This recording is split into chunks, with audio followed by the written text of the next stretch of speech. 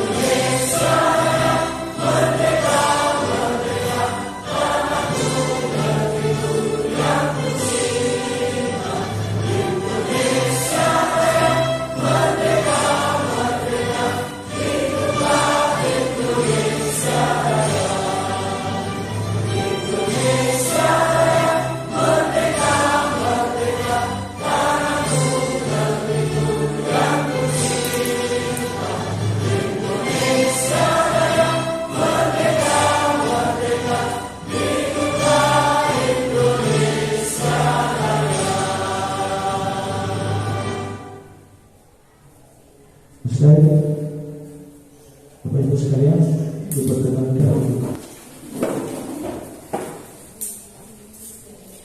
Selanjutnya adalah sambutan sekaligus membuka kegiatan yang akan disampaikan oleh Ibu Yuswita Sari SPDMP. Kepada beliau kami persilakan. Assalamualaikum warahmatullahi wabarakatuh. Yang saya hormati Bapak Ibu Wakil Kepala SMA Negeri 3 Jember, yang saya hormati Bapak Ibu pemateri diseminasi budaya positif, dan yang saya hormati dan selalu saya banggakan teman-teman saya, Bapak Ibu guru SMA Negeri 3 Jember. Alhamdulillah pada siang hari ini kami bisa berkumpul dalam kegiatan diseminasi budaya positif calon guru penggerak angkatan 7 di Kabupaten Jember. Tak lupa salam dan sholawat selalu kita aturkan pada junjungan kita Nabi Muhammad SAW, karena syafaatnya lah kita bisa berada dalam keadaan Islam insya Allah sampai akhir zaman. Bapak Ibu yang saya hormati,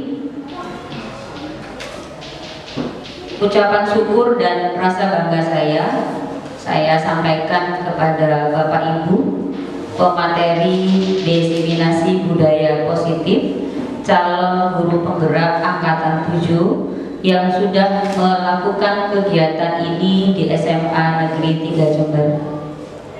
Saya sangat berharap apa yang Bapak Ibu sampaikan kepada teman-teman saya benar-benar memberikan dampak positif, sehingga budaya positif yang merupakan tujuan yang harus Bapak Ibu implementasikan dan dibagi kepada kami para guru SMA Negeri 3 Jember bisa berjalan dan bisa direalisasikan di sekolah. Minta maaf Bapak Ibu, saya belum mendapatkan data nama. Saya tadi WA Mas Bayu tapi belum dibales ya. Saya pengen tahu, sebenarnya pengen kenal Bapak Ibu pemateri ini siapa saja, dari mana saja gitu, sehingga apapun nanti yang Bapak Ibu sharing pada kami di SMA Negeri 3 Jember itu, kalaupun tidak bisa diterapkan saat ini juga, tetapi mungkin dengan silaturahmi, karena Bapak Ibu kenal dengan kami pun mengenal secara personal Bapak Ibu, maka kami bisa sharing-sharing di luar kegiatan ini. Harapannya seperti itu. Dan tentu saja kegiatan ini saya berharap memberikan dampak positif bagi semuanya, terutama bagi teman-teman saya di SMA 3 yang sebagian besar peserta pada siang hari ini terkategorikan muda dan merasa muda.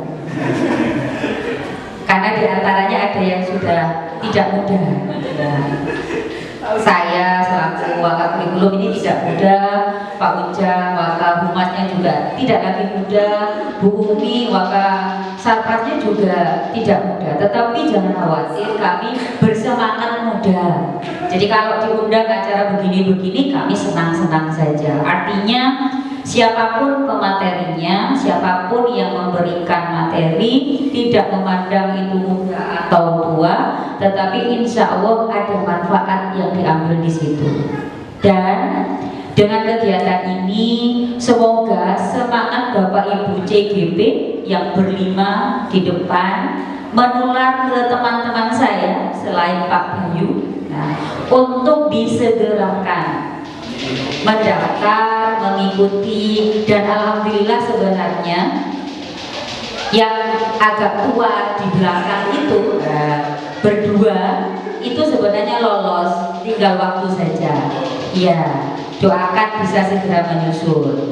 Satu lagi yang muda ini juga sama, insya Allah angkatan 8. Nah, satu lagi insya Allah angkatan 9, insya Allah. Jadi saya berharap dan saya menunggu momen-momen seperti ini. Semoga girah atau aura yang panjenengan berikan pada kami juga memicu kami untuk ikut maju, karena memang tuntutan zaman untuk mengikuti perubahan.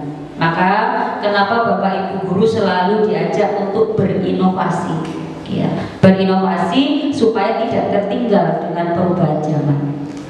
Nah, itu besar harapan saya.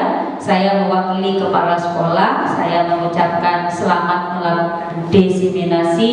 Minta maaf Bapak Kepala Sekolah tidak bisa membuka secara langsung karena sekarang beliau sedang ada tugas di Surabaya. Ya, mohon dimaklumi dan tanpa mengurangi kehormatan acara ini, walaupun tidak ada Bapak Kepala Sekolah dan hanya diwakilkan pada kami, maka harapannya acara ini berjalan dengan lancar dan memberikan manfaat bagi semua. Maka dengan ucapan bismillah, saya nyatakan kegiatan diseminasi budaya positif calon guru penggerak angkatan 7 Kabupaten Jember bisa dimulai. Demikian Bapak Ibu yang bisa saya sampaikan. Saya minta maaf jika ada kurang lebihnya, dan billahi taufik wal hidayah. Wassalamualaikum warahmatullahi wabarakatuh.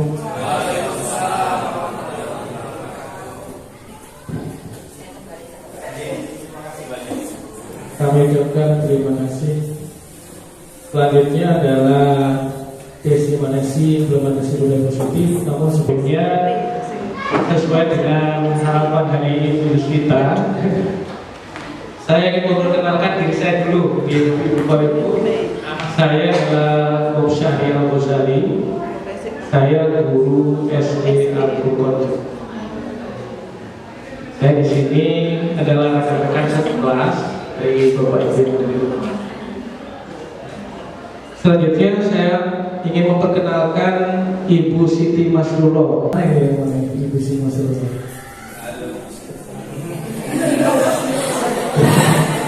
Ibu Siti Masrullah adalah guru di SDN Kepatihan 1. Insya Allah beliau akan menyampaikan materi yang pertama. Kemudian selanjutnya adalah Bapak Bayu Arif Prambudi SPD. Insya Allah Bapak Ibu tidak akan saya kasih lagi. Jangan dong. Selanjutnya adalah Ibu Nini Indah Febrianti SPD MPD. Beliau adalah guru di SDN Tegal Besar 1 Jember.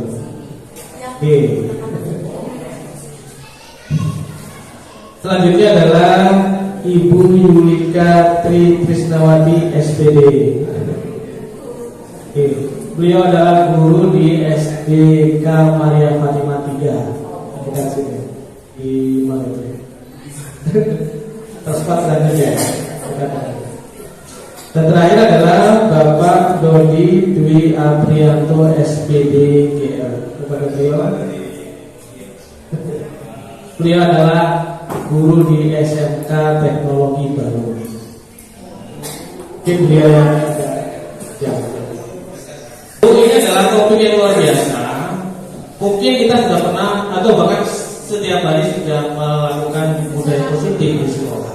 Namun refresh atau penyegaran kembali tentang materi budaya positif di sekolah itu perlu seiring dengan pergantian generasi yang ada di sekolah tersebut. Nah, saya sangat appreciate kepada Bapak Ibu yang menjadi penyaji pada siang hari ini yang telah mengisikan waktunya untuk melaksanakan diseminasi budaya positif di SMA Negeri 3 Jember. Agar tidak terlalu lama, mari kita beri aplaus kepada Bapak Ibu guru yang di depan yang kepada Bapak Ibu sekalian kami silakan. Mungkin pertama dari Ibu Siti Masrullah. Yang terhormat Ibu Kepala Sekolah, Ibu Wakil Kepala Sekolah SMA Negeri 3 Jember. Yang terhormat Bapak Ibu guru hebat peserta diseminasi hari ini. Yang saya hormati dan banggakan teman-teman CGP peserta pembinaan hari ini. Perkenalkan, saya Siti Masrullah. Keseharian saya adalah mengajar di SD Kepatihan 1. Hari ini saya akan mencoba berbagi tentang ilmu yang telah saya dapatkan di guru penggerak. Mohon maaf, sebelumnya saya ucapkan banyak-banyak terima kasih kepada Bapak Ibu hebat yang telah meluangkan waktunya untuk mengikuti acara ini. Terima kasih atas supportnya, karena support Bapak Ibu sangat bermanfaat bagi kami. spirit positif dan nilai-nilai kebajikan universal. Budaya positif merupakan perwujudan dari nilai-nilai atau keyakinan universal yang diterapkan di sekolah. Kita tumbuhkan budaya positif, misalnya budaya malu. Saya malu datang terlambat. Saya malu melihat teman sibuk melaksanakan aktivitas dan lain sebagainya.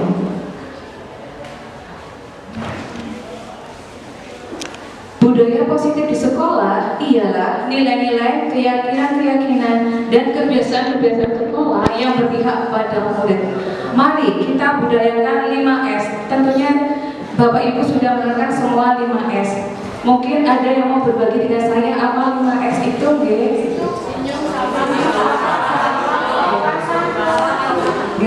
Senyum, sapa, salam, sopan, santun. Matur Bapak Ibu.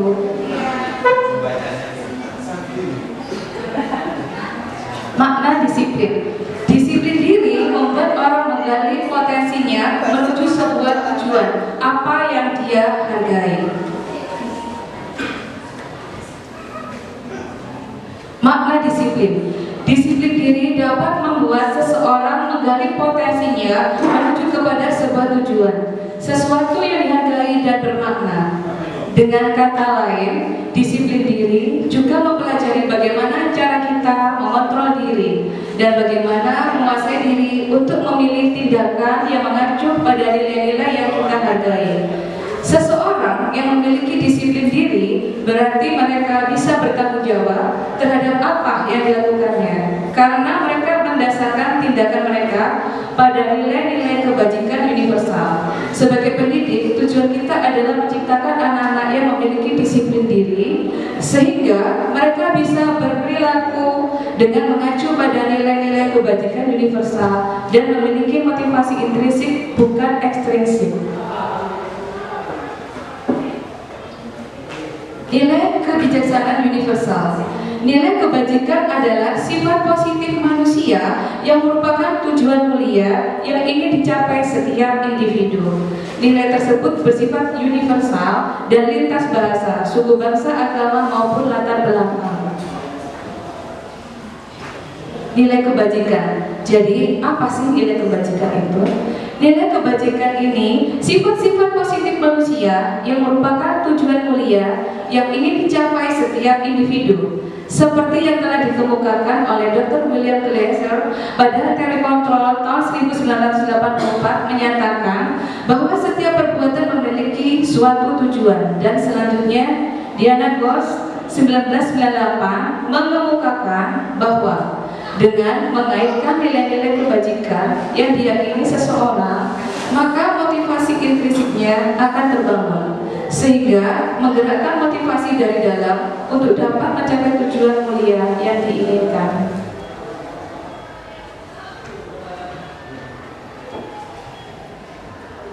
Sebagai guru, kita adalah sosok yang digugu dan ditiru.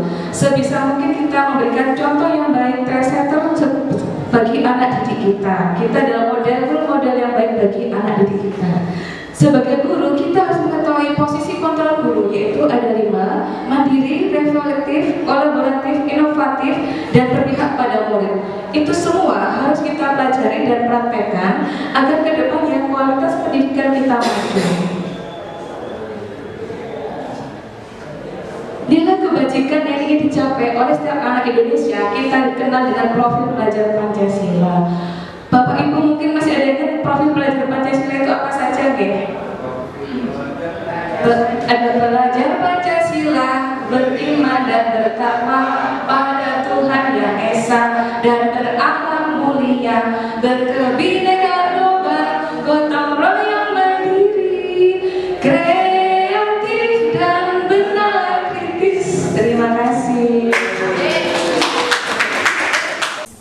Dalam menjadikan dunia pendidikan yang berkualitas, penerapan budaya positif bukanlah satu-satunya materi yang harus dijalankan. Akan tetapi, penerapan budaya positif juga harus dibarengi dengan kejelasan visi pendidikan Indonesia secara umum dan visi misi sekolah secara khususnya.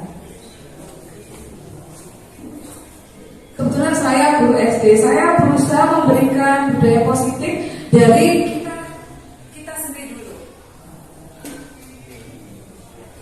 Kita sendiri dulu. Jadi akan lebih mudah kalau kita mempraktekkan sendiri. Saya berusaha datang lebih awal, lebih pagi, mendahului siswa saya, menyambut siswa saya di depan kelas.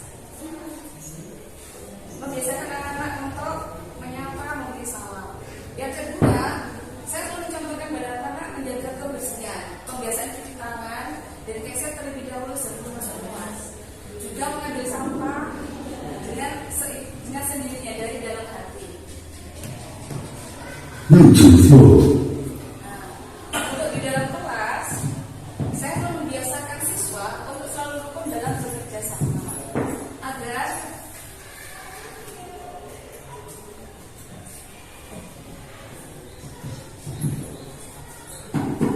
membiasakan siswa untuk selalu rukun dan bekerja sama. Jadi saya selalu membiasakan agar tidak ada siswa saya sudah aktif dan selalu bekerja sama, rukun, tidak ada yang bertengkar. Karena kita tanamkan kepada anak bahwa kita itu satu kelas ini satu keluarga, satu tujuan.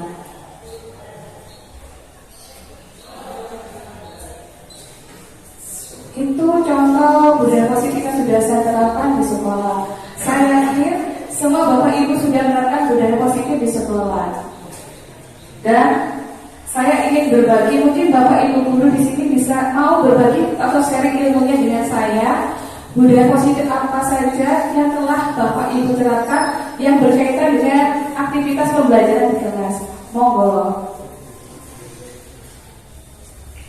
Bapak Ibu yang mau berbagi.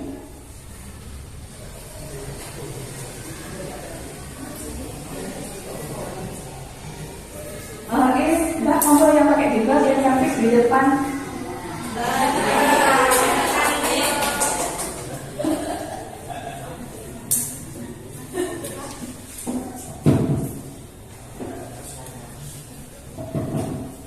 Assalamualaikum warahmatullahi wabarakatuh. Budaya positif yang saya lakukan terutama di kelas mungkin tidak jauh berbeda dengan yang lakukan di sekolah itu. Saya juga membiasakan siswa saya untuk belajar bersama,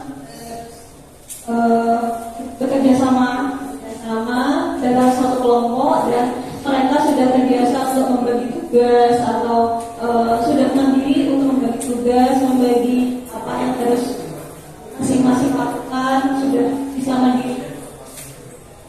Maaf, dengan Bu siapa? Ika Permatasari. Terima kasih.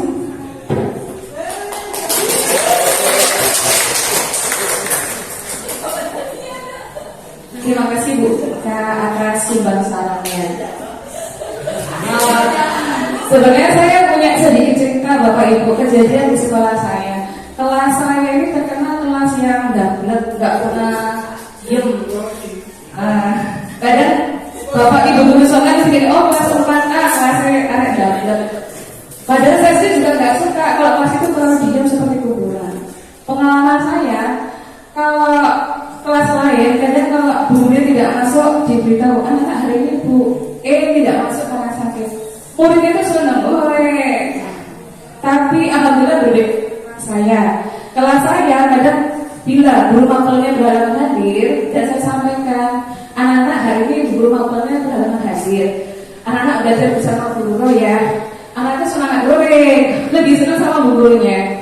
Nah, daripada itu saya kadang nanti, biarpun kelas saya dicap kelas nggak bisa diam, tapi sebenarnya anak-anaknya baik karena prinsip saya kelas itu tidak harus diam. Justru kadang anak itu saya bebaskan untuk berkarya, berekspresi. Saya harap pola pikir mungkin bisa berubah dari waktu ke waktu. Kita bisa menjadi guru seperti pada masanya. Jadi guru yang dirindukan, bukan guru yang ditakuti. Karena memang di sekolah saya kebanyakan anak itu kelasnya diam, ada gurunya diam banget. Tapi kadang berapa gini, kelas ini kelas 6A, kelasnya liar. Tapi kalau ada gurunya, tertibnya Masya Allah. Itu sedikit saya dari saya. Barangkali mungkin ada yang mau berbagi lagi dari Bapak Ibu guru.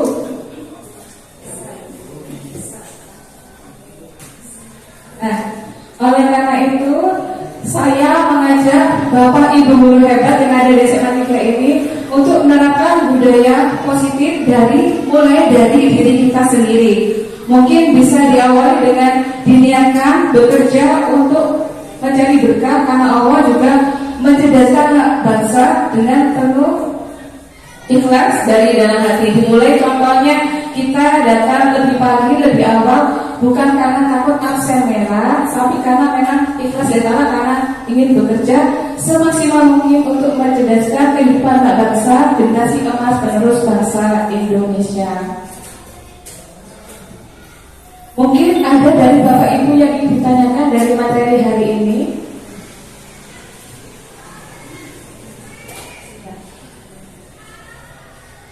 Mungkin hanya ini dari pemateri satu yang bisa sampaikan. Kurang lebihnya kami mohon maaf dan terima kasih tak terhingga kepada pihak SMA 3, Bapak Prasola dan Ibu Waka, karena sudah mengizinkan kami untuk berbagi sharing ilmu di sini. Dan juga terima kasih Bapak Ibu guru hebat yang sudah meluangkan waktunya untuk kami. Kurang lebihnya saya mohon maaf. Saya akhiri, wabillahi taufiq wal hidayah. Wassalamualaikum warahmatullahi wabarakatuh.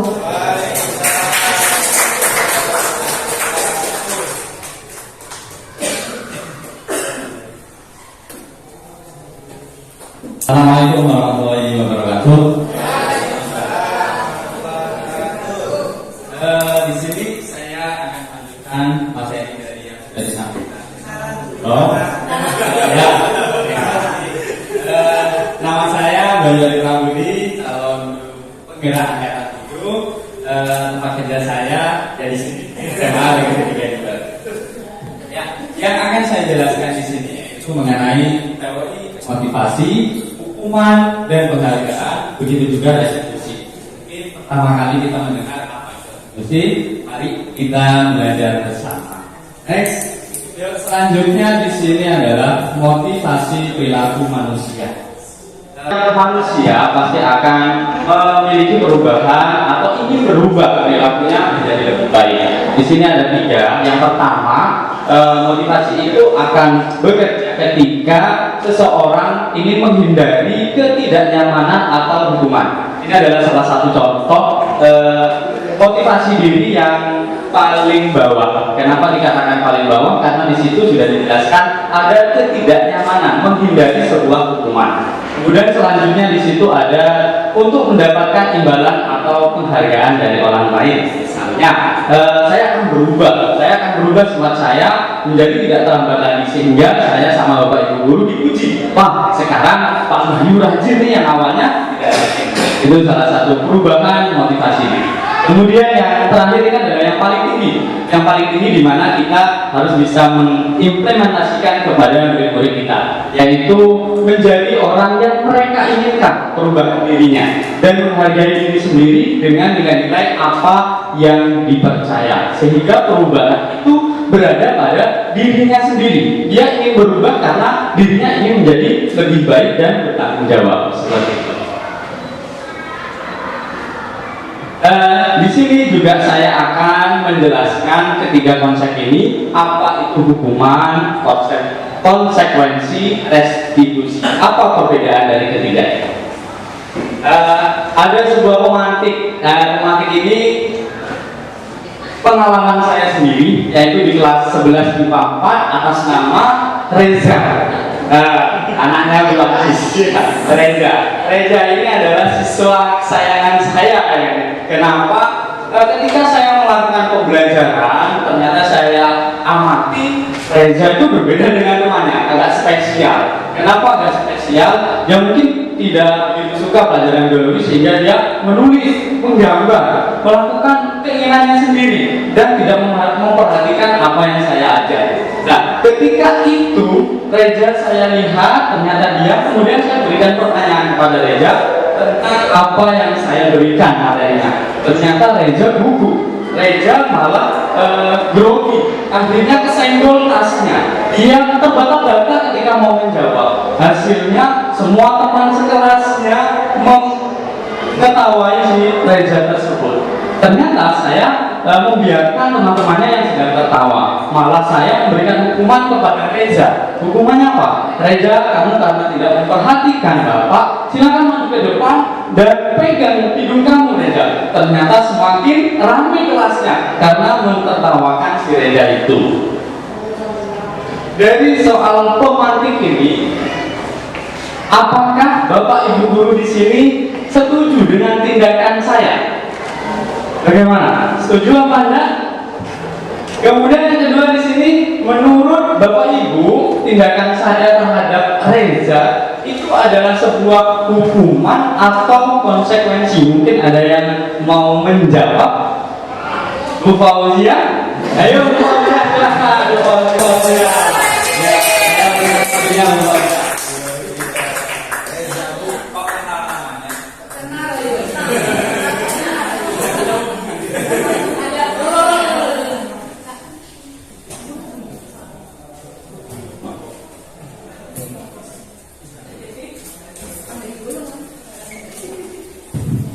Assalamualaikum warahmatullahi wabarakatuh. Saya Fauzia Ramadhani, guru seni pendidikan. Kebetulan saya juga mengajar Reza dan IPA 4. Di kelas saya pun Reza juga seperti itu. Ya. Kalau misalnya apakah Anda setuju dengan Pak Bayu terhadap Reza? Saya bisa dibilang setuju dan tidak setuju. Setujunya mungkin karena biar memberikan efek jerah untuk Reza. Tidak setujunya, jadi saya sebenarnya kadang pernah melakukan itu juga. Tidak setujunya jadinya kayak mempermalukan Reza di depan teman-temannya. Kemudian untuk yang kedua, ada tindakan Pak Bayu terhadap Reza adalah sebuah hukuman atau konsekuensi. Menurut saya juga keduanya saya juga ya, hukuman atau konsekuensi dari apa yang sudah diperbuat oleh. Terima kasih Bapak.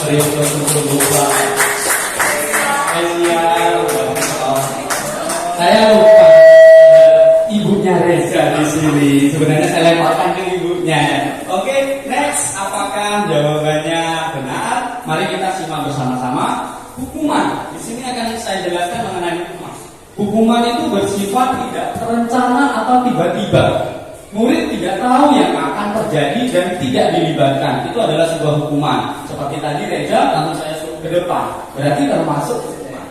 Hukuman bersifat satu arah. Maksudnya pihak guru memberikan dan murid hanya menerima. Itu yang satu arah. Tanpa ada kesepakatan kedua belah pihak. Antara saya sebagai guru dan juga murid di kelas. Hukuman yang diberikan bisa berupa fisik maupun psikis. Berarti tadi Reza kena fisik dan juga kena psikisnya juga. Oke, next. Kemudian untuk konsekuensi itu seperti apa? Ini sudah terencana, itu sebuah konsekuensi. Sudah terencana dan sudah disepakati oleh kedua belah pihak, baik ibu bapak gurunya ataupun siswanya. Pada konsekuensi, murid tetap dibuat tidak nyaman. Kenapa? Karena di situ masih ada sebuah hukuman yang harus diterima oleh siswanya, walaupun itu sudah tersepakati. Konsekuensi biasanya diberikan berdasarkan suatu data yang umumnya dapat diukur. Misalnya, Reza sudah diperingati 3 kali, karena kesepakatannya 3 kali harus ada hukuman, maka Reza harus mendapatkan konsekuensi yang sudah disepakati. Next. Oke. Selanjutnya di sini ada sebuah pertanyaan. Apakah jawaban 1 sampai 5 itu hukuman atau konsekuensi? Yang pertama, mencatat 100 kali di dalam buku kalimat. Saya tidak akan terlambat lagi karena terlambat ke sekolah. Termasuk apa Bapak Ibu? Konsekuensi. Hebat sekali, betul. Karena di situ ada kesepakatan. Yang kedua, membersihkan coretan yang dibuatnya di meja tulis. Iya, konsekuensi juga. Ternyata sekarang coba yang ketiga. Yang ketiga, menggantikan kertas tugas teman-teman yang telah dicoret-coret? Konsekuensi lagi ya, semakin menarik. Dan yang terakhir ini keempat, murid diminta untuk push up 15 kali karena tidak menggunakan. Iya betul, wah, sudah mulai semuanya bisa. Dan ini adalah soal bisa juga ya.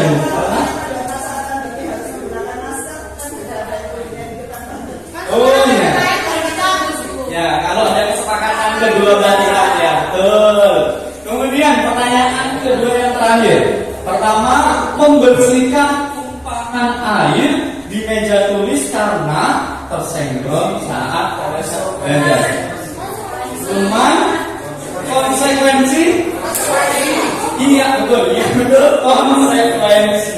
Dan yang terakhir, berdiri di depan kelas sambil kaki satu. Alhamdulillah sudah memahami ya materi yang saya berikan, yaitu hukuman dan konsekuensi. Next. Ya, di sini ada lagi dihukum oleh penghargaan. Maksudnya seperti apa?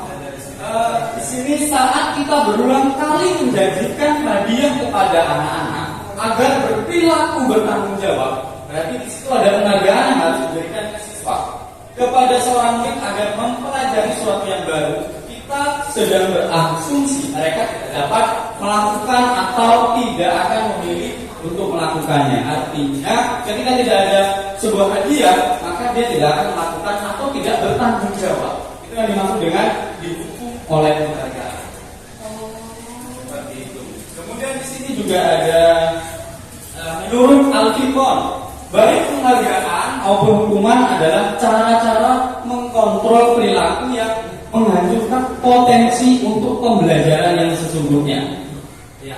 Dan yang kedua, secara ideal tindakan belajar itu sendiri adalah penghargaan sesungguhnya. Jadi ketika tanpa kita berikan sebuah penghargaan dan siswa itu mau belajar dengan apa yang sudah kita ajarkan, itu adalah sebuah penghargaan buat dirinya sendiri. Tindakan memberikan penghargaan nilainya sama dengan menghukum seseorang. Kenapa? Ini alasannya. Ada beberapa macam. Karena apa? Satu, pengaruh jangka pendek dan jangka panjang. Tanpa ada hadiah, tanpa ada penghargaan, mereka tidak mau. Itu maksudnya. Kemudian penghargaan tidak efektif. Kenapa? Yaitu yang tadi. Karena ada pengaruh jangka pendek dan panjang. Penghargaan bisa merusak hubungan. Karena satu dengan yang lain seperti itu. Kemudian penghargaan mengurangi ketepatan. Penghargaan menurunkan kualitas. Penghargaan mematikan kreativitas, merusak hubungan, dan penghargaan penghukum dan juga termasuk motivasi di luar diri. Tadi juga dijelaskan sama Bro, ada ekstrinsik dan intrinsik. Kalau intrinsik itu perilaku yang berubah seseorang karena dirinya sendiri. Kalau ekstrinsik itu dari luar karena dorongan-dorongan dari luar. Ayo kamu harus berubah, itu termasuk ekstrinsik. Next. Selanjutnya setelah hukuman dan konsekuensi ada restitusi. Apa itu restitusi?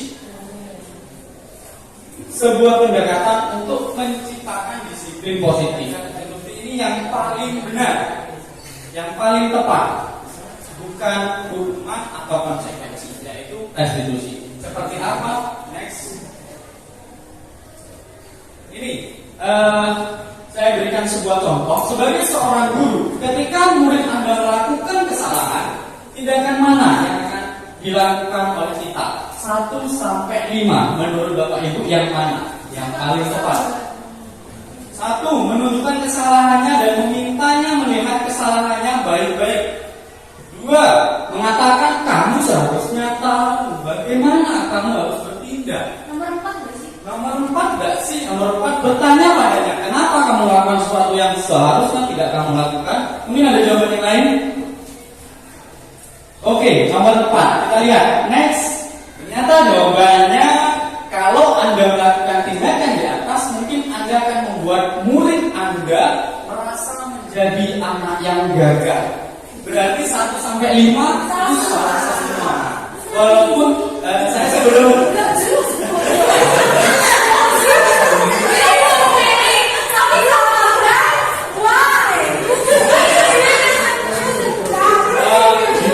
gini Bu Rima. Dari kelima itu sebelum saya melakukan pendidikan guru penggerak, saya hampir semua saya lakukan. Tapi setelah itu saya telah mempelajari mengikuti pendidikan guru penggerak, ternyata yang saya lakukan salah. Solusinya apa? Solusinya ada di sini, yaitu restitusi. Apa itu? Yang sekarang Bu Rima yang kerja. Berarti Bu Rima harus ikut guru penggerak. Yuk, ini restitusi adalah proses menciptakan kondisi bagi murid untuk memperbaiki kesalahan sehingga mereka bisa kembali ke kelompok mereka dengan karakter yang lebih kuat. Restitusi juga proses kolaboratif yang mengajarkan murid untuk mencari solusi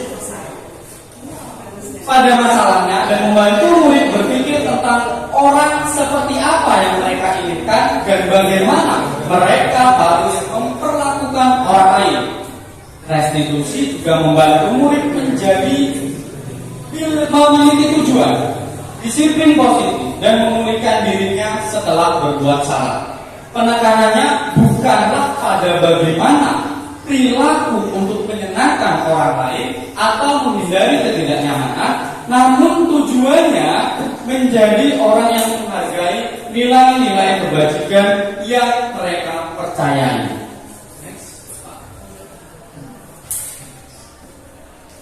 Restitusi. Melalui pendekatan ini, ketika murid berbuat salah, guru akan menanggapi dengan mengajak murid berefleksi.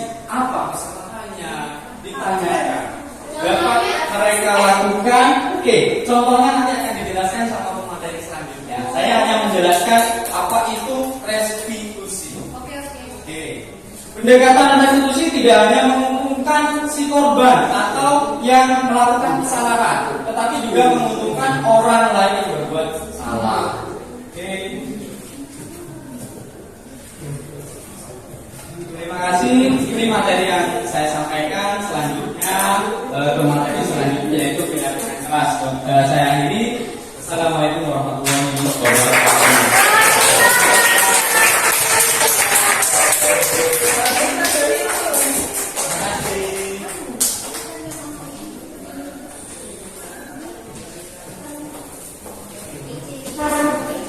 Materi ketiga oleh Ibu Nining Indah Febriani SPD MPD tentang keadilan kelas. Kepada beliau kami persilakan. Aplaus untuk Ibu Nining Indah Febriani. Terima kasih. Assalamualaikum warahmatullahi wabarakatuh. Selamat siang setengah sore ya Pak. Iya. Tetap semangat. Iya. Mana semangatmu? Kalau menurut saya ini Pak, kalau ditanya mana semangatmu? Ini maju. Ini semangatmu. Nah, yang susah nanti kalau jenengan disuruh mana semangatmu? Yang cewek ke cowoknya di sini. Nah ini apa ya? Nah, berarti kalau gitu Bapak Ibu gurunya pasti punya metode sendiri gimana caranya supaya mana semangatmu ditunjukkan dengan sesuatu hal yang berbeda. Coba saya tanya, mana semangatmu? Ini semangatmu. Mana semangatmu? Ya Allah, bapaknya coba bapak sini. Siapa? Siapa Pak? Siapa? Siapa Pak? Benjen. Raja. Betul Bu? Iya. Ini gak apa saya tentu ya? Oke. Berdua bilang jangan Bu, saya tak mau. Oke, Pak Bence coba kan kalau guru SD nggak sama ya Bu sama guru SMA. Kalau guru SD itu gini-gini sama saya nggak boleh. Jangan seperti itu nak dosa. Nah, kalau SMA kan jangan dosa. Apaan ya yang dosa Bu? Coba Pak Bence sekarang mana semangatmu? Ini semangatku. Aplaus sekali lagi untuk Pak Bence. Terima kasih. Ya, jadi beda banget. Padahal ini hadiah tadi maju. Gitu ya? Oh gitu. Tapi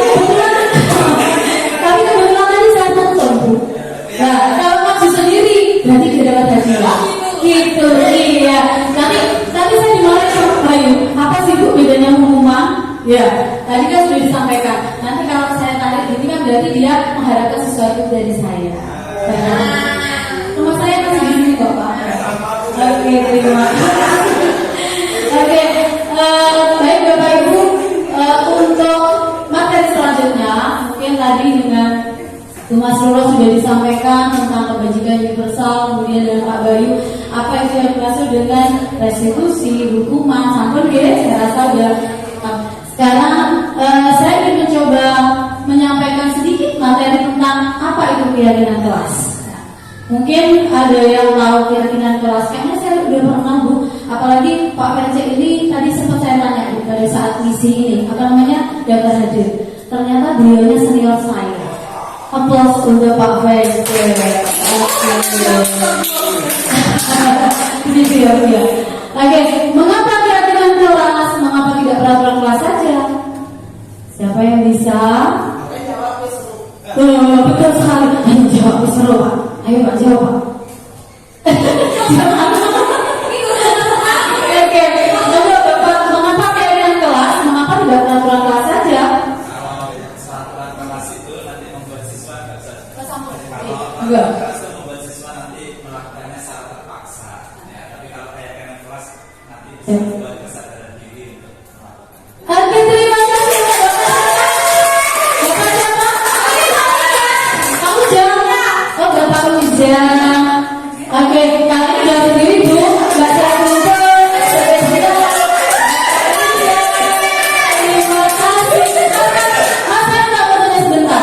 Sini Mas. Salah Mas, sini. Bapaknya besar, saya kecil ya. Oke, terima kasih Bapak. Betul sekali, rezeki tidak menentukan, tapi nanti jenengan dapat hadiah spesial. Oke, mengapa keyakinan kelas? Mengapa tidak peraturan kelas saja? Tadi sudah disampaikan, betul sekali. Next. Oke, jadi tadi sudah disampaikan kalau peraturan itu berarti bersifat memaksa. Ya. Jadi siswa itu dipaksa untuk ikut aturan. Kamu harus begini, kamu harus begitu. Tapi beda nanti dengan keyakinan kelas. Oke, maka kita memiliki peraturan tentang penggunaan pada saat mengendarai kendaraan roda 2 atau motor. Mungkin jawaban ajudan di sini untuk kalau pakai helm untuk apa kira-kira? Keselamatan. Oke. Kemudian yang kedua, mengapa kita memiliki peraturan tentang penggunaan masker dan mencuci tangan setiap saat? Tadi sama Ibu Sinten Bu Umi sudah disampaikan. Kalau COVID, oke. Tapi saat ini mungkin masih belum berjalan lagi ya Bu ya. Saya mau. Itu kira-kira apa jawabannya? Untuk kesehatan dan juga untuk keselamatan. Oke. Itu untuk keyakinan. Baik. Untuk keyakinan ini seseorang akan lebih tergerak dan bersemangat untuk menjalankan keyakinannya daripada hanya sekedar mengikuti serangkaian peraturan tertulis tanpa makna ya. Jadi tadi bedanya apa sih keyakinan sama peraturan? Ya tadi disampaikan juga dan ini juga sudah saya garis bawahi di sini bahwa kita tahu bahwa kalau peraturan anak itu atau siswa itu hanya mengikuti peraturan saja. Jadi tanpa ada dasar dari dalam diri. Kemudian apa yang dimaksud dengan keyakinan kelas? Keyakinan kelas adalah sesuatu yang diyakini bersama yang berasal dari penyatuan pikiran untuk menjadi nilai-nilai kebaikan untuk diturunkan di kelas-kelas. Wah mungkin panjenengan bingung, ini keyakinan kelas kayaknya seperti ini Bu. Terus bagaimana kita cara mengimplementasikan ke siswa? Ya. Oke, next. Sebelum kita melangkah ke bagaimana cara menyusun keyakinan kelas, kita harus tahu dulu tentang tujuan pelaksanaan membuka budaya positif melalui keyakinan kelas. Yang pertama, pastinya untuk mengenalkan keyakinan kelas kepada murid, itu pasti. Kemudian yang kedua, menyusun keyakinan kelas itu bersama murid ya, Bapak Ibu guru hebat. Jadi kalau keyakinan kelas itu disusun sendiri tanpa adanya partisipasi dari murid, itu namanya bukan keyakinan kelas ya, tapi peraturan. Oke, terima kasih Ibu. Yang ketiga, membiasakan penerapan keyakinan kelas untuk menumbuhkan self disiplin pada murid ya. Jadi bukan disiplinnya dari dalam diri ya Bu ya. Kemudian murid-murid juga demikian, mereka juga perlu mendengar mendengarkan dan memahami arti sesungguhnya tentang peraturan yang diberikan.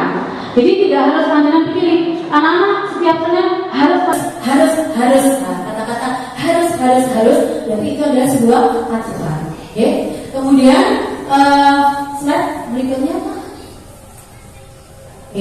Pembentukan keyakinan kelas yang pertama yang harus kita tahu juga, keyakinan kelas itu harus bersifat lebih abstrak daripada peraturan yang lebih rinci dan konkret. Ya, jadi aturan yang pakem.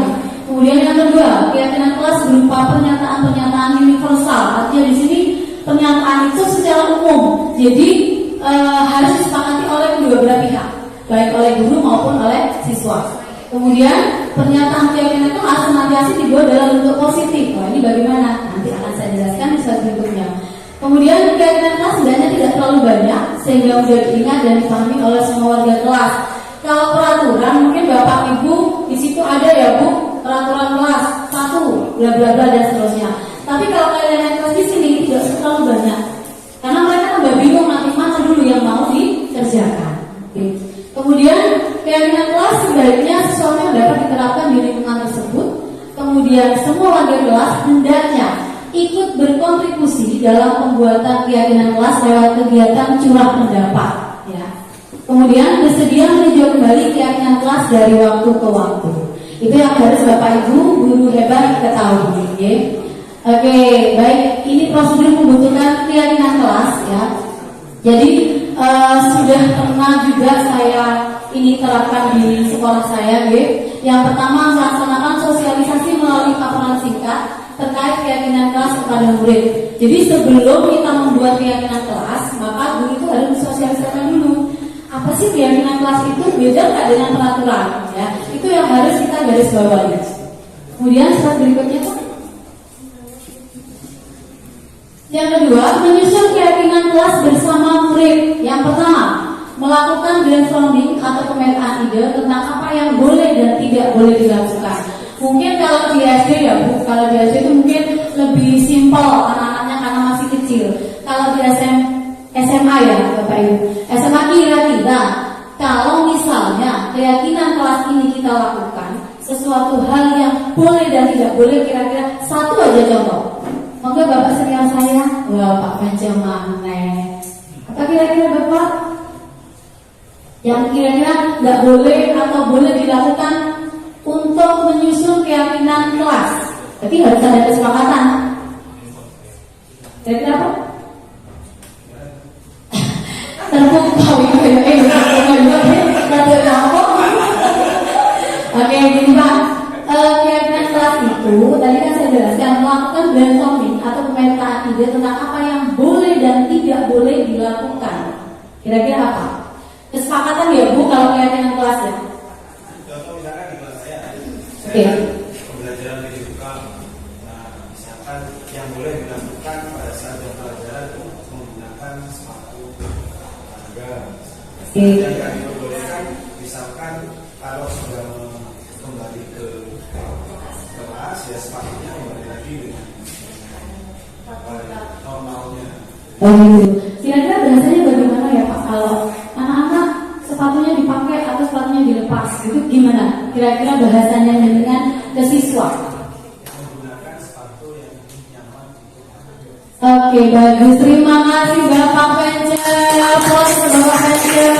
Kebetulan kan hadirnya spesial dari saya ya. Ditunggu dulu ya Bapak.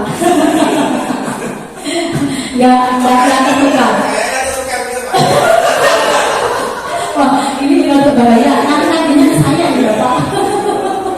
Jadi betul sekali. Jadi kalau keyakinan kelas itu tidak sama dengan aturan. Kalau peraturan itu kan kata-katanya siswa harus, siswa wajib. Tapi kalau apa yang disampaikan oleh Bapak Pajak itu adalah salah satu bentuk keyakinan kelas. Oke. Kemudian yang berikutnya adalah mencatat semua masukan atau hasil brainstorming. Jadi apa yang sudah disepakati oleh siswa, yang sudah dibentuk, artinya keyakinan kelas sudah ditulis, maka siswa tersebut harus mencatat semua masukannya. Sehingga mereka tahu. Jadi tidak harus, ayo tadi ditulis yang A apa, yang B apa, dan tidak seperti itu. Jadi mereka akan menulis dengan sendirinya. Oke, slide berikutnya. Mengajak murid untuk menemukan nilai kebajikan atau keyakinan yang menjadi inti peraturan. Oke, di sini salah satu contoh yang pertama yaitu dilarang mengganggu orang lain. Itu suatu peraturan ya, Pak. Kalimatnya dilarang mengganggu orang lain. Maka keyakinan kelas atau kebajikan yang dituju yaitu menghormati orang lain dan diri sendiri. Ya, itu. Jadi itu salah satu contoh. Artinya dari peraturan, maka apa sih nilai kebajikan yang atau nilai keyakinan yang harus dipahami oleh siswa? Ya, jadi bisa Bapak Ibu dari sebuah peraturan itu bisa kita turunkan menjadi sebuah keyakinan kelas. Tapi bahasanya tidak dengan force atau memaksa. Ya, itu bedanya. Oke, slide berikutnya. Oke, yang berikutnya menyusun keyakinan dari nilai-nilai kebajikan. Biasanya Bapak Ibu tahu ya kertas yang ditempel. Kalau saya bilang tuh apa Pak? Apa? Ya, boleh. Bahasanya beda ya Pak ya. Kalau saya anak SD apa itu loh kertas yang ditempel-tempel yang warna-warninya seperti itu.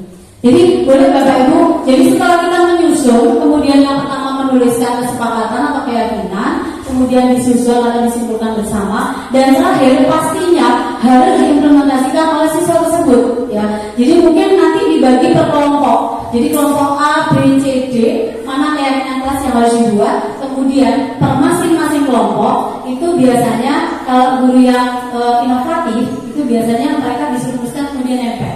Jadi setiap kelompok itu pasti akan menghasilkan beberapa keyakinan kelas yang nantinya akhirnya atau finalnya nanti akan dibuat menjadi keyakinan kelas yang harus dilakukan oleh semua siswa. Oke, slide berikutnya Pak. Kemudian yang berikutnya boleh membuat poster keyakinan kelas secara berkelompok. Ya, jadi yang sudah saya sampaikan barusan. Jadi nanti panjenengan bisa melakukan hal seperti ini. Mungkin saya sudah biasa begini, udah di sini udah biasa. Ya mungkin hanya mungkin di kelas-kelas atau di sekolah seperti sekolah saya Bapak. Jadi sekolah saya itu saya banyak yang Madura dan kebanyakan orang awam. Jadi mereka itu kalau saya bilang kamu jangan nakal, kamu sudah nakal sudah gini, tambah marah.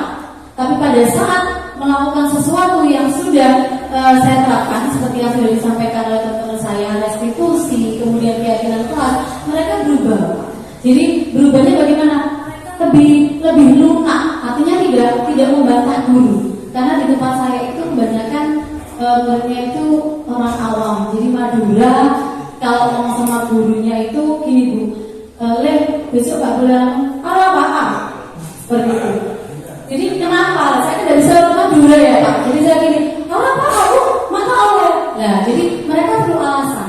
Dari situ saya ambil keyakinan kelas dari dalam mereka sendiri. Kemudian yang berikutnya menempatkan keyakinan kelas yang mudah dilihat, yaitu ditempel di dinding kelas atau di mading kelas. Karena keyakinan kelas itu mereka yang buat, maka konsekuensinya mereka yang melaksanakan. Oke, yang kelima, melakukan pendalaman pada setiap keyakinan kelas melalui kegiatan sederhana seperti melakukan introspeksi diri dan menyampaikan keyakinan kelas apa yang belum dilaksanakan di hari itu.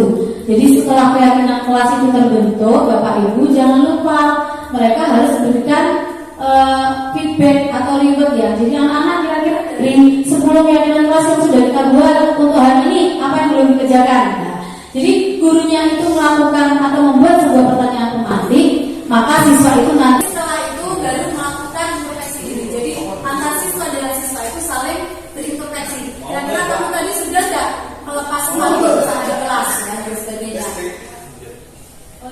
Kemudian yang berikutnya hal-hal yang perlu diperhatikan dalam pembentukan keyakinan kelas. Yang pertama, menyusun keyakinan kelas sesuai prosedur pembentukan keyakinan kelas yang sudah saya sampaikan. Kemudian mengganti kalimat-kalimat dalam bentuk negatif menjadi positif seperti yang sudah disampaikan Pak Kerja tadi. Jadi bahasanya diganti, jangan berada di kelas atau koridor, maka diganti menjadi berjalanlah di kelas atau koridor. Seperti itu ya. Oke, next slide. Nah, ini contoh ya Bu. Jadi Bapak Ibu ini contoh-contoh keyakinan kelas yang mungkin panjenengan semua sudah melakukan meskipun tidak semuanya. Jadi salah satunya setiap anggota kelas perlu belajar, perlu senang, melakukan tugas, saling menghargai dan juga pastinya merasa aman. Gitu. Kemudian berikutnya juga sama Bapak Ibu, itu adalah contoh keyakinan kelas, selalu bersikap positif, kemudian senantiasa menjadi diri sendiri yang terbaik dan juga menghormati orang lain. Dan satu lagi lagi berkomitmen terhadap setiap tugas dan yang lain ya. Jadi salah satu contoh dari kelas lagi yang pertama adalah hormat, bekerja, diterima dan dimiliki.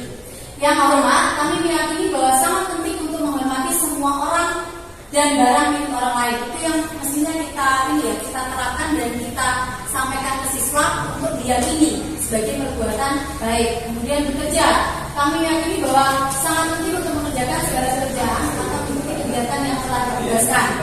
Kemudian terakhir, diterima dan dimiliki. Kami meyakini bahwa sangat penting untuk merasa diterima atau peduli pada orang lain. Begitulah materi yang sudah saya sampaikan, Bapak Ibu guru hebat. Ngapunten, saya hanya berbagi, hanya sharing. Kebetulan saya guru SD, tidak metua teman menggurui Bapak Ibu guru SMA 3 yang sudah hebat-hebat teman saya. Jadi saya hanya berbagi ilmu sedikit, sharing tentang bagaimana kelas dan juga prosedur tentang sebuah keyakinan kelas. Oke. Terima kasih Bapak Ibu untuk waktunya. Saya Hidayah Kalam. Wassalamualaikum warahmatullahi wabarakatuh. Kami ucapkan terima kasih. Untuk selanjutnya adalah pemaparan dari Ibu Yurika Tri Trisnawati SPD tentang kebutuhan dasar manusia dan bumi yang berguna. Pada beliau kami persilakan. Langsung untuk Ibu Yurika. Terima kasih Pak. Selamat sore Bapak Ibu. Sore. Ya, perkenalkan nama saya Yurika Tri. Saya adalah calon guru penggerak angkatan 7 dari SDK Maria Fatima 3. SDK Maria Fatima 3 letaknya di Jalan Mojopahit di belakangnya Transmart. Jadi di sebelahnya Transmart itu ada lampu merah, itu masuk ke sana ada di dalam perumahan memang. Jadi kalau Bapak Ibu tidak ada keperluan masuk ke sana, sepertinya ya tidak tahu ya kalau di dalam situ ada sekolah. Pertama kali saya melamar di sana juga tidak tahu, tidak menyangka kalau ada sekolah. Baik, di sini saya akan memaparkan, kita akan belajar bersama-sama tentang 5 kebutuhan dasar manusia. Saya punya ilustrasi cerita Bapak Ibu. Ada seorang guru namanya Ibu Ambar, guru wali kelas 2A di SD Trita Hati, sedang bingung menghadapi ulah salah satu murid di kelasnya yang bernama. Beberapa anak di kelas 2A telah datang padanya dan mengeluh. Doni sering meminta bekal makan siang mereka dengan paksa. Next Pak. Apakah ilustrasi ceritanya bisa diterima tadi? Jadi ada teman-temannya Doni itu lapor, ibu-ibu, Doni meminta bekal saya. Terus satu lagi dan Bu Guru, Doni minta bekal saya. Nah di sini ada pertanyaan. Jika Bapak Ibu menghadapi situasi seperti Ibu Ambar, kira-kira apa yang akan Bapak Ibu lakukan? Ketika menerima laporan dari murid-murid, ada temannya yang meminta bekal makanan. Saya maju ya. Kira-kira kalau Ibu bagaimana sebagai Ibu Ambar? Perkenalkan, nama saya Nurul Aziza.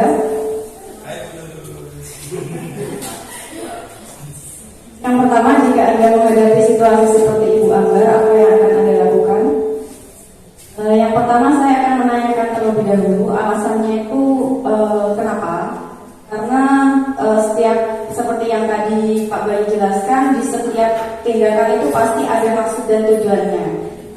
Kemudian ketika sudah tahu, baru kita akan berusaha untuk memenuhi alasan yang diberikan oleh dan tepuk tangan dong. Ya, terima kasih. Jadi sesuai dengan Bapak Ibu berarti tadi sangat menyimak ya penjelasan dari teman-teman saya mulai dari materi 1 sampai ke 3. Jadi memang betul kalau kita sesuaikan dengan konteks disiplin positif, harusnya kita bertanya dulu kira-kira apa ya alasan Doni melakukan itu. Next. Ya, di materi ini kita akan belajar Bapak Ibu bahwa selalu ada tujuan di balik perilaku manusia. Dan salah satunya adalah untuk memenuhi kebutuhan dasar mereka. Termasuk Doni tadi. Nah, ini adalah 5 kebutuhan dasar usia menurut William Glasser. Yang pertama, rasa kasih sayang dan rasa diterima atau love and belonging. Kemudian kekuasaan atau power. Berikutnya kesenangan atau fun. Lalu ada penguasaan atau kekuasaan. Kemudian ada bertahan hidup atau survival. Next Pak. Ya, yang pertama adalah kebutuhan bertahan hidup. Kebutuhan bertahan hidup adalah kebutuhan yang bersifat fisiologis. Jadi, kebutuhan ini tidak dapat dipenuhi, maka manusia akan kesulitan untuk bertahan hidup, yaitu antara lain makan, tidur, olahraga, rumah, pakaian, dan istirahat. Berikutnya Pak. Kasih sayang dan rasa diterima. Bapak Ibu, kalau ada murid-murid atau mungkin teman-teman kita atau kita sendiri yang mungkin merasa kurang kasih sayang ya, yang merasa kurang kasih sayang, ternyata itu adalah salah satu kebutuhan dasar loh Bapak Ibu ya, yang harus dipenuhi. Jadi tidak bisa disepelekan. Kalau ada murid-murid kita, mungkin terutama anak SMA ya, kalau ada yang kurang kasih sayang jangan dikatai baper ya. Padahal memang kasih sayang adalah salah satu kebutuhan dasar manusia yang harus dipenuhi juga. Jadi kita butuh Bapak Ibu, kita butuh untuk berkomunikasi dengan orang lain. Kita butuh untuk terhubung dengan orang lain. Siapa saja, bisa pasangan, keluarga, rekan kerja, kelompok, bahkan binatang peliharaan. Jadi itu ternyata adalah salah satu kebutuhan penting.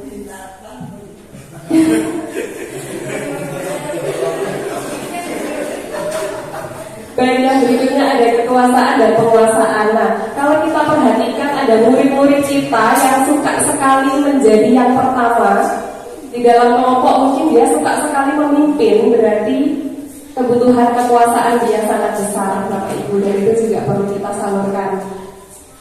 Lanjut Pak. Yang berikutnya ada kebebasan atau kebutuhan akan pilihan. Jadi Bapak Ibu, kebutuhan kebebasan ini yaitu kebutuhan yang terkait dengan kebebasan untuk memilih, membuat pilihan, bergerak, mencoba-coba, mengeksplorasi hal baru. Jadi jika siswa-siswi kita suka melakukan hal-hal tersebut, berarti kebutuhan kebebasan dia sangat. Lanjut Pak. Yang berikutnya adalah kesenangan. Kebutuhan akan kesenangan adalah kebutuhan untuk mencari kesenangan. Bermain, bersenang-senang, bergembira.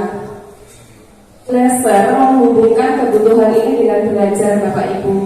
Jadi ada beberapa binatang seperti anjing, lumba-lumba itu mereka menikmati bermain dan sekaligus mempelajari hal-hal dari situ. Sama dengan murid-murid kita, mereka akan menikmati hal-hal yang menurut mereka menyenangkan. Jadi ketika kita bisa memberikan pembelajaran yang menyenangkan bagi mereka, mereka akan sangat menikmati dan pengalaman itu akan sangat berarti untuk mereka. Lanjut Pak. Ya, semua orang senantiasa berusaha untuk memenuhi kebutuhan dengan berbagai cara. Bila mereka tidak bisa mendapatkan kebutuhannya dengan cara yang positif, mereka bisa saja, mungkin saja akan mendapatkan kebutuhan itu dengan cara yang negatif, seperti melanggar peraturan atau hal-hal yang tidak sesuai dengan nilai-nilai kebajikan. Jadi jika siswa-siswi kita melakukan hal-hal, mungkin kalau tadi seperti Ibu Ambar tidak akan terjadi dari SMA ya. Ada teman yang minta-minta bekal itu mungkin tidak terjadi. Mungkin kasusnya lain kalau di SMA. Tapi di situ kita bisa oh, mintanya duit ya Ibu ya. Nah, seperti itu. Kira-kira kalau minta duit itu kebutuhan yang mana yang tidak terpenuhi ya? Kebutuhan yang mana? Kalau ada siswa-siswi Bapak Ibu yang minta duit ke temannya, kira-kira dari 5 kebutuhan tadi yang mana yang dia ingin penuhi? Survival ya, karena tahan hidup, mungkin dia gunakan uang itu untuk membeli makanan dan lain-lain. Next Pak. Baik, nah ini penting Bapak Ibu bahwa konsep 5 kebutuhan dasar manusia tidak hanya berlaku bagi siswa-siswi kita loh ya, tetapi juga bagi manusia dewasa. Dalam setting sekolah ada para pendidik dan tenaga kependidikan. Kalau kita perhatikan teman-teman guru kita, kira-kira kita bisa melihat apa tidak ya? Kebutuhan apa yang teman-teman kita itu butuhkan sehingga terima kasih atas kejujurannya ya Bapak ya. Berarti itu lebih ke survival ya Bapak ya, bertahan hidup. Kalau kasih sayang cukup ya Bapak ya.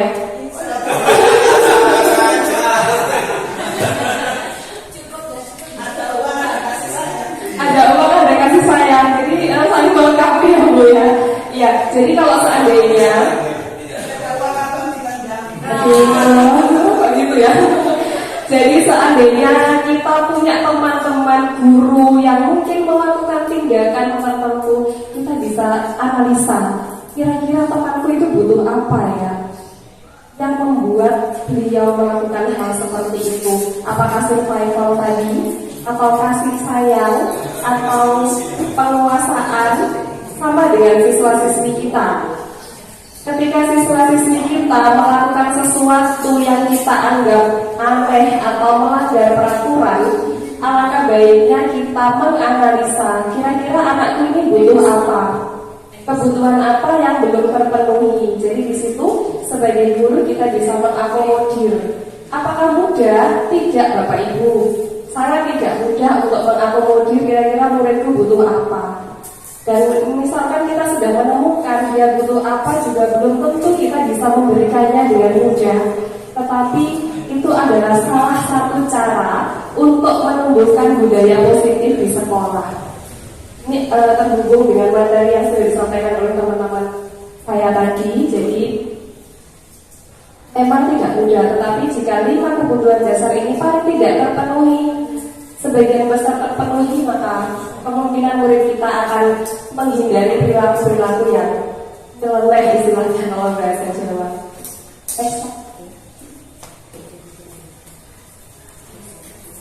Ya, next.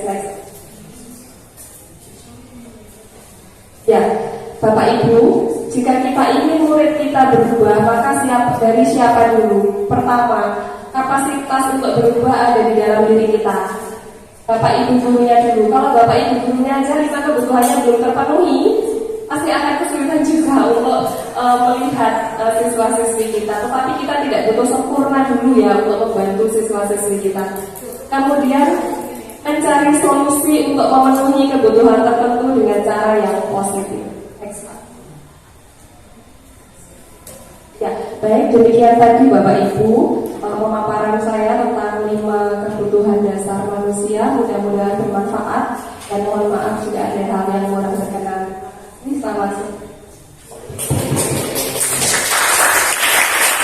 Terima kasih sudah disampaikan, dan masuk di materi yang terakhir akan disampaikan oleh Bapak Dodi Yanto, SPDR, yang akan menyampaikan tentang 5 proses kontrol dan segitiga restitusi. Pada beliau kami bersiap. Kelas 1 Bapak Dodi. Baik, terima kasih untuk pembawa acara. Sebelum perkenalkan terlebih dahulu, bisa di next dulu Mas Bayu. Jadi sekali lagi izinkan saya untuk memperkenalkan diri. Meskipun tadi sudah sempat diperkenalkan secara singkat, tapi saya ingin lebih memperkenalkan diri saya gitu. Jadi nama saya Dodi Dwi Aprianto, SPDR. Saya merupakan guru matematika. Saya guru matematika di SMKS Teknologi Balung. Tadi saat diperkenalkan secara singkat tentang Teknologi Balung, kayak ada yang familiar kayaknya dengan SMK Teknologi Balung. Masnya kayaknya keluar. Itu alumni atau apa Mas? Oh, rumahnya. Saya kira alumni kok bisa nyasar sampai sini. Sedikit gak nyambung. Oh gitu ya. Matematika UNED juga, oh gitu ya. Tapi saya nggak familiar juga, nggak kelihatan dari segi pendidikan. Udah, bisa jadi saya memang yang kudet gitu ya, karena saya memang orangnya nggak aktif gitu ya di kampus, nggak aktif gitu. Jadi kampus saya memang Universitas Negeri Jember tahun angkatan 2009, dan setelah itu saya berkesempatan untuk langsung melanjutkan profesi pendidikan guru saya di UNESA melalui program SM3T. Dulu kan ada program SM3T, sarjana mengajar di daerah 3T. Ya, next. Kembali ke topiknya. Topik pembahasan di terakhir ini, jadi pembahasan ini merupakan topik terakhir saya, yang mana segala materi tadi sudah disampaikan oleh rekan-rekan saya sebelumnya. Bahkan saya bisa dibilang di sini mengulangi lagi materi tentang restitusi yang tadi sudah dijelaskan sama Mas Bayu. Penjelasan Mas Bayu sudah cukup gamblang. Bahkan restitusi ini sudah tadi sempat dibacakan lagi. Saya hanya mengingatkan kembali saja apa itu restitusi, karena nanti yang menjadi pokok permasalahannya, yang menjadi titik penekatannya bukan di restitusi ini, tapi kita akan kupas lebih dalam lagi, yaitu kita akan belajar yang namanya posisi kontrol kita di dalam restitusi dan juga segitiga restitusi. Jadi ini bisa langsung di next saja karena tadi sudah dijelaskan sama Mas Bayu. Karena menurut saya kalau hanya sekedar teori-teori itu Bapak Ibu pun kalau lupa hanya bisa tinggal membuka lagi, karena sekarang eranya sudah sangat canggih. Di Google itu sudah banyak. Bahkan kalau di bidang sekolah yang berkaitan tentang ini itu kan sekarang sudah ada PMM ya, Platform Merdeka Mengajar. Yang saya baru tahu juga ternyata sekolah negeri PMM itu diwajibkan, ya baru. Kalau di sekolah saya justru tidak diwajibkan karena saya sekolah swasta. Makanya saat saya bergabung dengan guru penggerak ini, saya bingung waktu PP menyampaikan, Bapak Ibu semua kan sudah ada di PMM dan sebagainya. Sedangkan saya bingung loh, di sekolah saya tidak diwajibkan, tapi memang kebetulan kesadaran diri saya pernah membuka, dan kebetulan saya juga operator di sekolah, jadi saya berkutatnya tentang yang seperti ini ya. Mau nggak mau saya akhirnya tahu, dan itu juga nilai kelebihan sendiri buat saya pribadi, karena setidaknya meskipun di sekolah saya tidak diwajibkan, tapi ternyata di PMM kan sangat membantu kebutuhan kita sebagai seorang guru ya. Di sana sudah ada modul, bahkan pelatihan-pelatihan seperti ini, materi-materi yang kita butuhkan semua ada di sana ya. Jadi sekali lagi kembali ke materi restitusi, bisa saya bilang restitusi adalah sebuah pendekatan untuk menciptakan disiplin positif. Mengapa? Karena sudah jelas tadi dijelaskan oleh Mas Bayu bahwa ada 3 hal yang biasanya kita lakukan. Yang 2 hal ini sering kita lakukan, yaitu ada hukuman dan konsekuensi. Tadi sudah dijelaskan. Yang paling sering, jujur saya sendiri pun, hukuman itu merupakan hal yang sering saya lakukan kepada siswa gitu ya. Karena sebagai seorang guru kita tuh nggak bisa seolah-olah langsung merubah kebiasaan kita membalikkan telapak tangan yang awalnya sudah biasanya seperti itu, tiba-tiba langsung disuruh mencari solusi lain yang menurut saya juga lebih ribet gitu ya. Kalau menghukum kan jelas cepat gitu ya. Seperti tadi sudah ada beberapa pilihan yang disampaikan sama Mas Bayu. Menghukum terlambat udah push up 10 kali selesai, nggak ada apa-apa ya, tapi memang efeknya sangat negatif. Makanya di sini ada solusi yang ditawarkan, yaitu kita akan menggunakan yang namanya restitusi. Restitusi seperti apa? Tadi sudah dijelaskan. Kita akan jauh lebih dalam membahas tentang 5 posisi kontrol dan juga tentang segitiga restitusi. Nanti restitusi seperti apa contohnya akan terlihat jelas saat materi segitiga restitusi, karena kita sama-sama akan belajar bagaimana merestitusi siswa menggunakan teori segitiga restitusi. Tapi sebelumnya coba kita akan membahas yang namanya posisi kontrol kita, 5 posisi kontrol kita. Next Mas Bayu.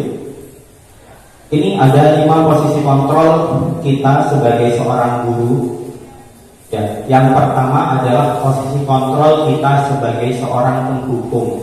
Seperti yang tadi sudah saya sampaikan bahwa posisi penghukum ini yang menurut saya paling sering mungkin kita memposisikan diri, karena pada keseharian seperti yang tadi saya sampaikan, penghukum itu solusi paling cepat ya, karena kalau kita mau melakukan hal-hal yang lain kadang terbentur dengan ibaratnya waktu dan kendala-kendala yang macam-macam. Jadi penghukum memang biasanya sering kita lakukan.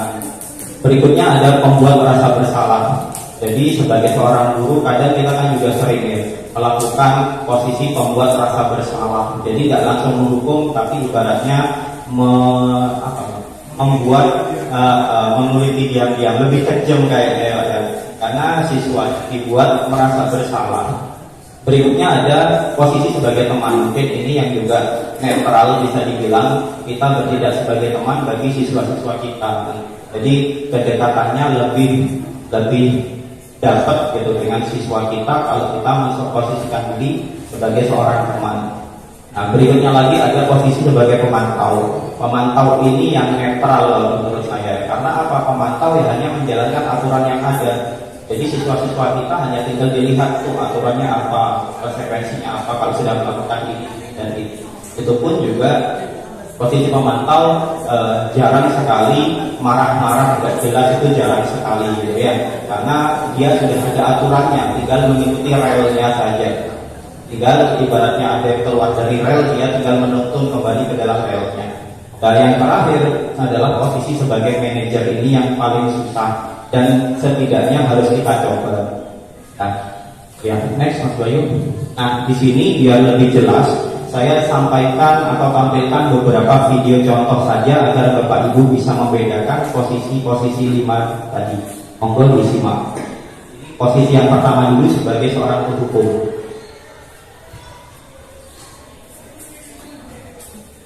Maaf, mungkin suaranya karena terputus dan segala macam, jadi ada teksnya kok di situ.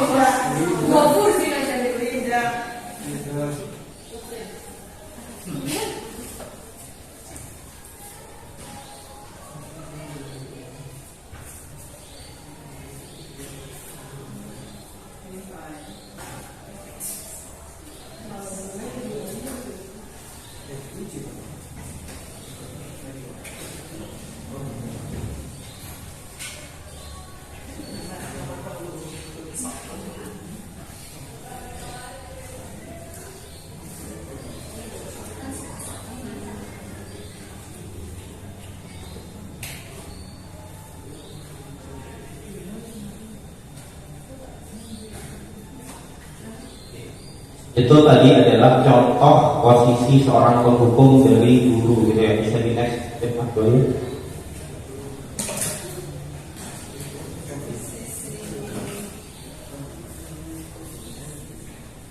Itu tadi. Nah, kita lihat mungkin karena nggak ada suaranya tadi, sebenarnya kalau ada suaranya bisa lebih dapat feel-nya gitu ya, seorang penghukum itu seperti apa. Tapi dari subtitlenya tadi sudah kelihatan bahwa posisi penghukum ya selalu marah-marah seperti itu, bahkan memberikan hukuman terkadang dengan cara dari kata-katanya saja sudah menghardik, membentak-bentak dan sebagainya. Hukuman juga dari kata-kata yang membentak sudah dapat, bahkan dari fisik juga. Tadi anaknya terlambat 5 menit tapi disuruh lari lapangan. Seperti yang tadi sudah dijelaskan dengan Mas Bayu, perbedaan antara hukuman dan konsekuensi. Kalau hukuman itu biasanya paling jarang atau bahkan tidak ada kaitannya dengan kesalahan yang dilakukan oleh murid kita. Biasanya seperti itu, mesti melenceng. Kesalahannya terlambat tapi disuruh lari, kan gak ada ibaratnya hubungannya ya, apa hubungannya? Yang tidak bisa juga membuat murid itu sadar gitu. Ya kecuali olahraga betul. Kalau seandainya Pak Guru olahraganya yang menghukum lari, wajar menurut saya, karena masih ada sesuai dengan bidang yang diajarkannya. Tapi kalau ibaratnya terlambat hanya disuruh berlari ya kurang pas. Seperti tadi itu hukuman biasanya tidak sesuai dengan kesalahan yang dilakukan. Itu di posisi kita sebagai seorang guru. Nah, dampaknya kalau ke siswa seperti apa? Biasanya murid cenderung berontak, karena biasanya kalau nggak sesuai, ya tadi kan sempat di contoh itu, di video itu siswa sempat menyangkal. Pertama disuruh lari keliling lapangan sekali, dia berontak. Kok lari? Nah gitu ya. Malah setelah berontak tambahin 3 kali lagi itu. Itu dampak negatifnya dari siswa itu berontak kepada gurunya, karena memang kadang tergantung gurunya ya. Kalau gurunya lebih kejam bahkan bisa hukumannya jauh lebih kejam dari itu. Dan siswa pasti tidak akan menyukai guru atau mata pelajaran yang diampun.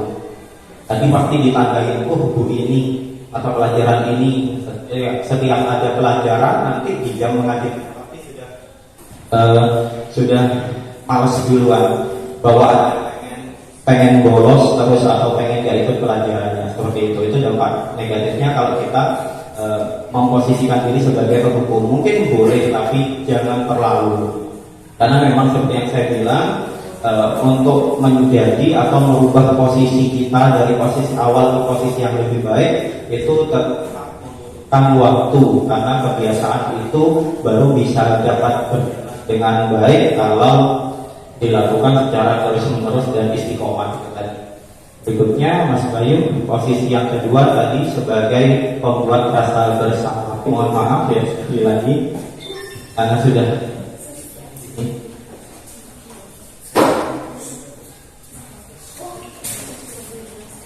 ya. Jadi di sini posisi rasa bersama sudah mulai berbeda ya perlakuannya dengan yang tadi posisi menghukum di situ.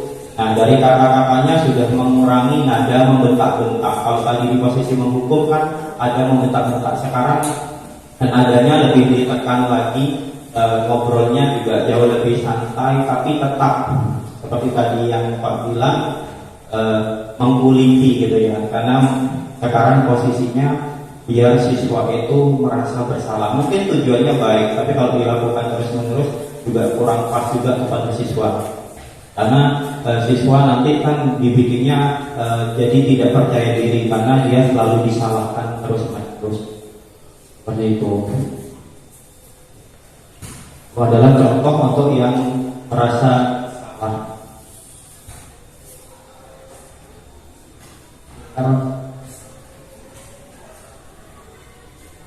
Nah, ini tadi ya.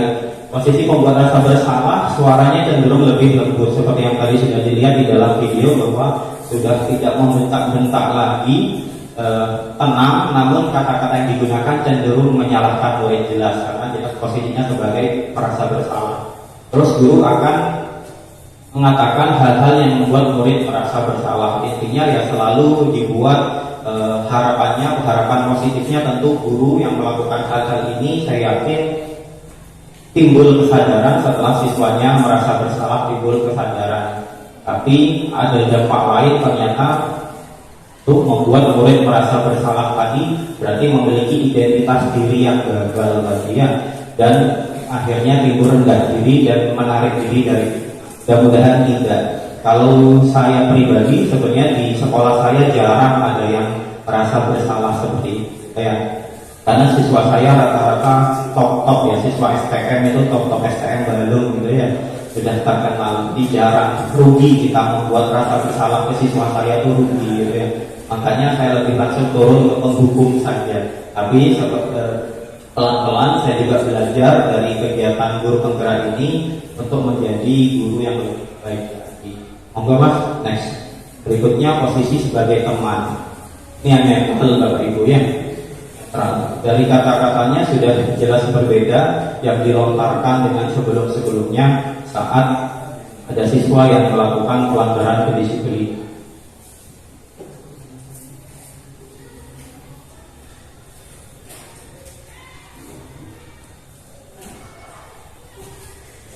Dari kata-katanya juga sudah ini. Ada sayang, kata-kata sayangnya juga ya. Jujur kalau saya suruh bilang seperti ini ke murid saya juga kesulitan gitu ya. Jujur kesulitan gitu ya. Ya apalagi ya cowok cewek sama saja kesulitan. Tapi tetap intinya saat memposisikan diri sebagai teman, kata-kata yang kita lontarkan kepada siswa kita jauh lebih friendly, bersahabat dengan cara Bapak Ibu masing-masing.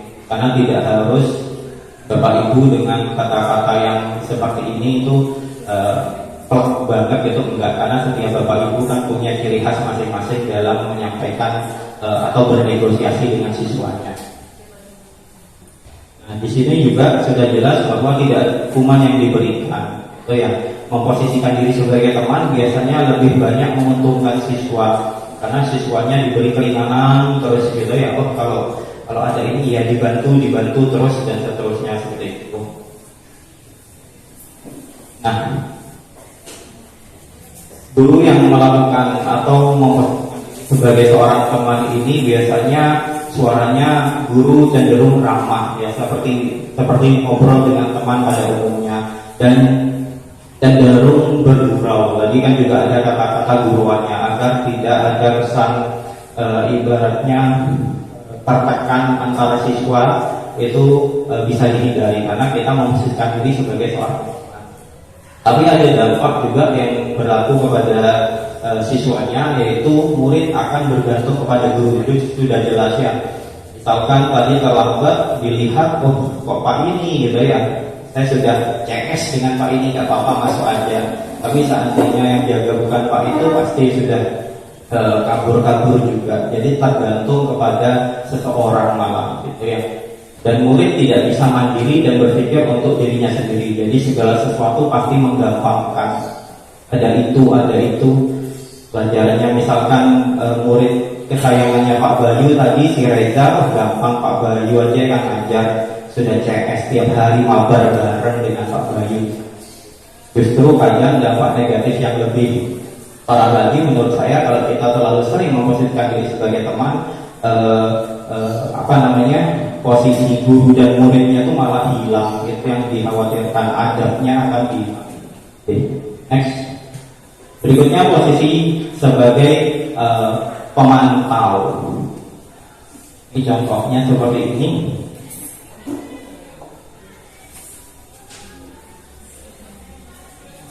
Hentakan pertamanya tetap ya, karena videonya nggak diedit memang. Panggilnya tetap kenceng naren seperti yang disampaikan tadi di awal, posisi pemantau ya pasti kita akan kembalikan dengan peraturan sekolah ataupun keyakinan sekolah yang telah dibuat. Jadi kita hanya tinggal meluruskan lagi siswa-siswa yang melakukan pelanggaran kedisiplinan tadi ke dalam koridor yang benar atau ke jalan-jalan yang benar lagi. Dan kata-kata yang digunakan biasanya sebagai pemantau ya tidak marah-marah lagi, tapi tetap dingin, tetap lemah lembut, tapi tetap mengingatkan sesuai dengan peraturan yang berlaku. Di posisi pemantau bersuara datar, biasa, netral, tidak emosional, tidak sendal gurau juga, ya ada emosi tapi yang tidak ngajak guyon juga seperti posisi teman tadi. Dan juga yang tentu kalau sebagai posisi pemantau ya mengarahkan berdasarkan peraturan atau konsekuensi yang telah disepakati bersama. Dampak kepada siswanya, murid akan menghitung konsekuensi. Nah, ini kaitannya dengan hukuman dan penghargaan tadi. Jadi kalau sudah ada konsekuensi yang diberikan, ada reward, ada punishmentnya, maka siswa akan menghitung-hitung kira-kira hadiah kalau saya melakukan kebaikan sesuai enggak ya dengan hadiah yang diberikan gitu ya. Kira-kira kalau saya melakukan kesalahan sesuai enggak hukuman yang diberikan dan sebagainya, akan dihitung-hitung. Dan siswa ya akhirnya memilih-pilih nanti, oh saya akan melakukan kebaikan ini aja tertentu saja. Kenapa? Karena rewardnya besar. Lakukan pelanggaran ini aja, kenapa? Karena punishmentnya kecil dan sebagainya. Pilih-pilih. Tentu harapan kita sebagai seorang guru pada disiplin positif ini timbul motivasi intrinsik dari dalam diri siswanya, bukan ekstrinsik seperti yang tadi ada reward punishment seperti ini. Dan tentu tidak sepenuhnya mandiri karena tadi ada motivasi ekstrinsik. Terakhir, posisi manajer yang tentu ini sebagai tujuan kita semua sebagai seorang guru dalam menciptakan disiplin positif sebagai seorang manajer.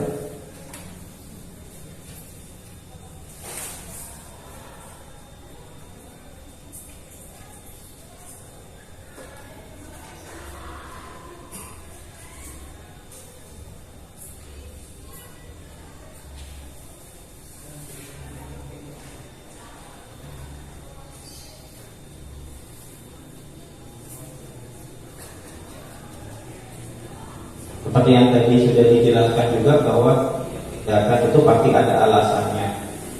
Jadi kalau kita memposisikan sebagai manajer, tentu kita nggak akan langsung menjatuhkan punishment atau reward pada siswa, tapi kita cari tahu dulu alasannya apa, sumber masalahnya apa.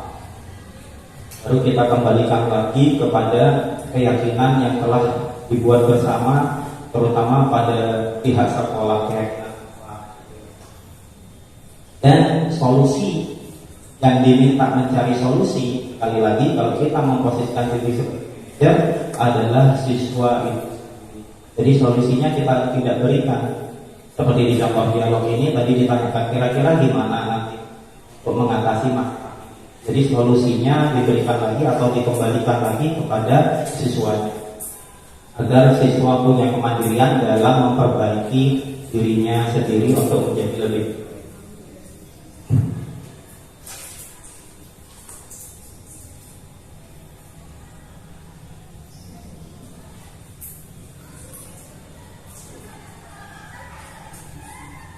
Kan di sini ibu gurunya juga sambil mengingatkan kepada si siswa kira-kira mau melakukan apa, kalau melakukan itu apa saja pendukung-pendukungnya. Dalam konteks ini tadi ditanya setel alarm.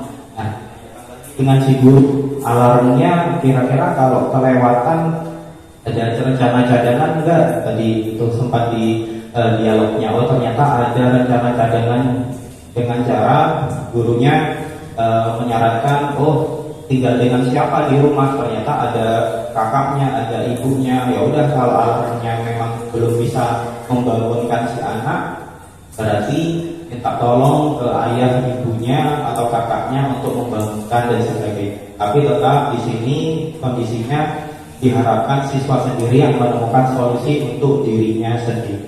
Tuh, kalau posisi sebagai seorang manajer, tentu dampaknya kepada siswa, murid akan menjadi diri, memiliki disiplin positif, percaya diri, dan dapat memecahkan masalahnya sendiri. Nah, itu tadi 5 posisi kontrol yang ada pada seorang guru. Nah, karena saya guru matematika, ini bisa saya analogikan sebagai garis bilangan ya. Ada garis bilangan, semakin ke kanan berarti nilainya semakin positif, semakin ke kiri nilainya semakin negatif. Tentu kita sebagai seorang guru selalu berusaha membuat kita posisi kontrol kita ke arah kanan, yaitu ke arah yang positif. Syukur-syukur kita bisa menjadi seorang manajer ya, dan berupaya sebisa mungkin, semaksimal mungkin untuk menjauhkan posisi pendukung, setidaknya mengurangi dulu. Karena tentu untuk merubah atau melewati beberapa tahap posisi itu tidak bisa langsung dan pasti menjadi seorang manajer ya. Nah, untuk menjadi seorang manajer yang baik, kira-kira ada enggak solusinya sambil kita belajar berlatih? Nah, untuk menjadi posisi manajer yang baik, kita bisa menggunakan yang namanya segitiga restitusi sambil belajar untuk menjadi seorang manajer yang baik dalam disiplin positif. Kita bisa menggunakan segitiga restitusi tadi Mas Bayu. Jadi kita beralih ke yang namanya segitiga restitusi. Jadi apa segitiga restitusi? Segitiga restitusi itu adalah tahapan-tahapan ya, tahapan-tahapan ibarat kalau di dalam pembelajaran ya, prosesnya adalah melakukan tindakan restitusi apa saja. Di sini ada 3 tahap dalam melakukan proses restitusi. Oleh karena itu, kenapa dinamakan segitiga restitusi? Ketiga strategi atau tahap pada restitusi dipresentasikan dalam 3 sisi segitiga restitusi. Langkah-langkah tersebut dilakukan satu persatu secara kaku. Jadi intinya langkahnya memang ini, tapi mungkin untuk kita belajar, kita berusaha dalam setiap pelanggaran kedisiplinan atau melakukan atau menindak satu masalah, kita mungkin belajar untuk melakukan 3 halnya ini, dimulai dari menstabilkan identitas, validasi tindakan salah, sampai menanyakan keyakinan diri di siswa. Mas, dan kita bahas satu persatu. Dari yang menstabilkan identitas, bertujuan untuk mengubah identitas anak dari orang yang gagal atau yang awalnya itu membuat salah gitu ya, karena melakukan kesalahan menjadi orang yang sukses. Tentu dalam arti mereka melakukan kesalahan itu punya maksud dan tujuan tadi. Maksud dan tujuannya apa? Nyambung dengan yang tadi dijelaskan. Kita untuk memenuhi 5 kebutuhan dasarnya. Kalau kita sudah pahami itu enak, kita akan tahu langkah selanjutnya itu apa gitu ya. Kalimat yang disampaikan saat menstabilkan identitas itu contoh-contohnya bisa kita lihat bersama. Berbuat salah itu nggak apa-apa. Di sini bukan berarti kita membenarkan tindakan salah dari siswa kita, bukan. Tapi setidaknya kita berikan penguatan dulu siswanya. Kalau ya sudah, enggak, setiap orang nggak akan luput dari salah, nggak apa-apa berbuat salah, tapi yang penting nanti diperbaiki dan sebagainya. Tidak ada manusia yang sempurna. Saya juga pernah melakukan kesalahan seperti itu. Pokok dipancing-pancing seperti itu, sehingga siswa itu tidak benar-benar ya udah berarti memang aku salah dan sebagainya. Tidak, gitu ya. Kita berusaha tetap angkat. Makanya kenapa dinamakan sebagai menstabilkan identitas dulu di awal. Berikutnya, Mas. Berikutnya validasi tindakan yang salah. Ya, setiap tindakan kita lakukan dengan satu tujuan. Tadi sudah jelas ya, yaitu memenuhi kebutuhan dasar. Kalau kita memahami kebutuhan dasar apa yang mendasari sebuah tindakan, kita akan bisa menemukan cara-cara paling efektif.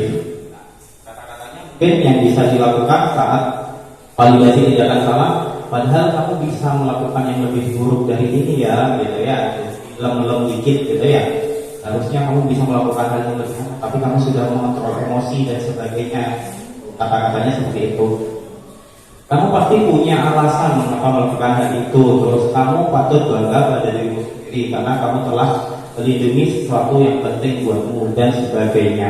Kata-kata ini hanya sebagai contoh. Sekali lagi dalam prosesnya nanti Bapak Ibu pasti punya cara-cara tersendiri, pertanyaan-pertanyaan tersendiri atau metode pertanyaan tersendiri dalam menggali informasi siswa-siswanya untuk validasi tindakannya. Berikutnya yaitu menanyakan keyakinan. Ini merupakan tahap terakhir. Ketika identitas sukses telah tercapai dan tingkah laku yang salah telah divalidasi, maka anak akan siap untuk dihubungkan dengan nilai-nilai yang dipercayai dan berpindah menjadi orang yang diinginkan. Tentu dalam posisi manajer, setiap ada siswa yang melakukan pelanggaran kedisiplinan, kita berharap siswa itu bisa berubah. Yang awalnya sering melanggar kedisiplinan bisa mulai disiplin dan mulai menjadi siswa yang lebih baik lagi. Mungkin kalimat-kalimatnya yang bisa digunakan, apa yang kita percaya sebagai keyakinan sebagai kelas atau keluarga, apakah nilai umum, pertanyaan-pertanyaan dasar seperti itu. Makanya kenapa penting setiap sekolah tadi untuk menciptakan disiplin positif, kita memiliki yang namanya keyakinan kelas atau keyakinan sekolah. Karena dalam melakukan restitusi nanti kita bisa kembalikan ke sana. Karena apa? Keyakinan kelas kan sudah kita sepakati bersama ya Bapak Ibu ya, sudah disepakati bersama. Jadi nanti bisa dikembalikan lagi ke sana. Kemarin kan sudah kita sepakat bahwa kita harus jadi orang yang disiplin, misal seperti itu. Jadi enak, kita ngobrolnya enak. Ada tujuan yang mau kita tuju. Tujuannya apa tadi? Kebajikan universal melalui kesepakatan kelas atau kesepakatan sekolah. Next. Nah, sebenarnya ada contoh video lagi gitu ya. Video bagaimana seorang guru merestitusi siswa yang sedang berkelahi kayaknya ya, berkelahi di dalam kelas. Dan intinya basa-basi, gurunya nggak langsung memberikan menjas dan sebagainya, tapi basa-basi itu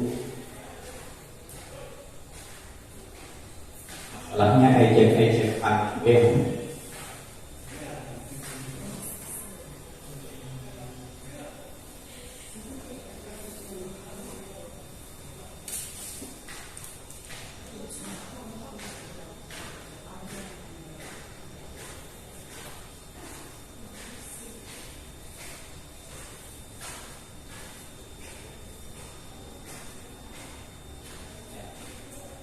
Ini ternyata setiap siswa pasti memiliki alasan dari setiap tindakan. Oleh karena itu sebenarnya dalam restitusi atau memposisikan diri kita sebagai seorang manajer itu ya kita harus mau mendengar keluh kesah siswa kita, tidak langsung menghakimi. tinggi dan sebagainya.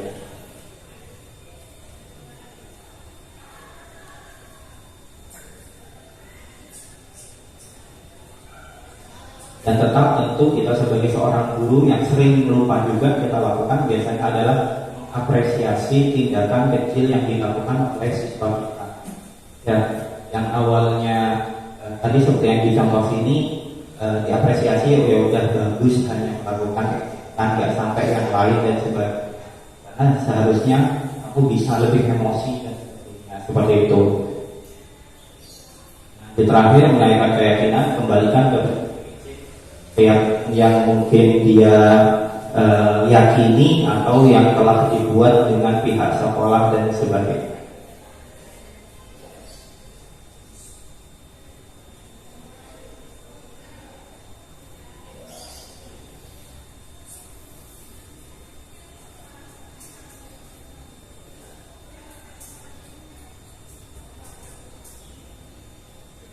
Ya, mungkin itu saja untuk ini videonya, karena kalau gak ada suaranya kan kurang terasa gitu ya suasananya dan sebagainya. Tapi sebenarnya video ini bisa Bapak Ibu lihat di YouTube itu. Kalau Bapak Ibu sudah mengetik misalkan 5 posisi kontrol itu pasti sudah muncul video ini, karena saya ngambilnya juga dari YouTube Bapak Ibu, termasuk yang restitusi ini. Nanti Bapak Ibu bisa lebih dalami lagi dalam mendengar videonya yang lebih jelas dan meresapi kira-kira Bapak Ibu untuk saat ini lebih sering ada di posisi kontrol mana.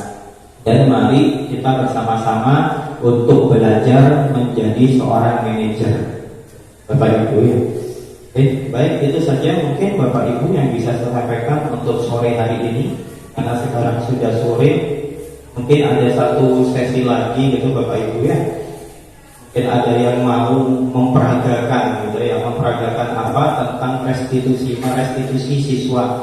Jadi monggo Bapak Ibu siapa yang mau memperagakan, 2 orang, satu bertindak sebagai guru, satu bertindak sebagai siswanya. Kayaknya yang sebagai siswanya itu Pak ya lebih cocok ya, monggo. Yang sebagai manajernya, kita bertindak sebagai manajer, belajar bertindak sebagai manajer, bukan sebagai penghukumnya. Mungkin bisa Ibu atau Bapak monggo, ada yang berkenan? Ya, jadi muridnya. Yang sebagai gurunya Bu Hima. Monggo. Ya. Ya. Terima kasih ya.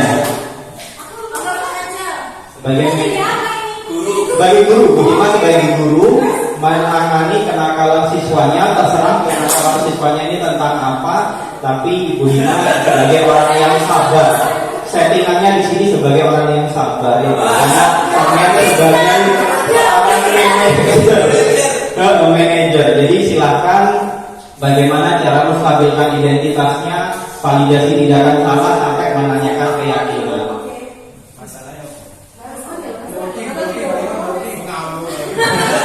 Masalahnya oh iya, terlambat saja seperti tadi lah misalkan bagaimana. Oh iya, boleh mengambil makanan. Ada berarti ada yang melapor berarti ya. Akhirnya dipanggil dengan Bu Hima untuk oh iya, tentunya Mbak.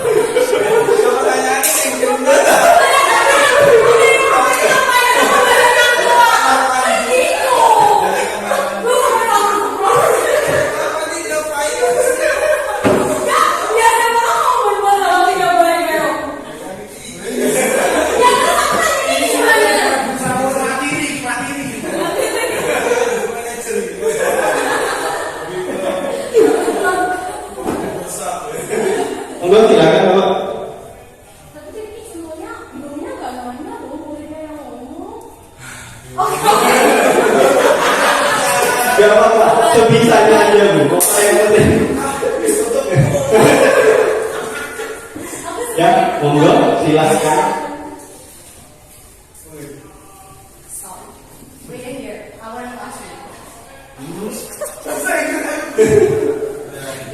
I to answer you.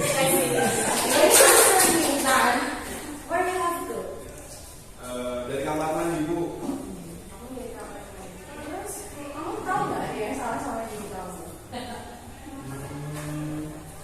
Iya Bu. Baju saya itu belum dimasukin Bu. Tadi lupa dari kamar mandi, terus buru-buru ada Bu Bima masuk kelas, jadi saya buru-buru takut terlambat tuh. Ke kamar mandi lagi. Di sini Bu. Malu di depannya.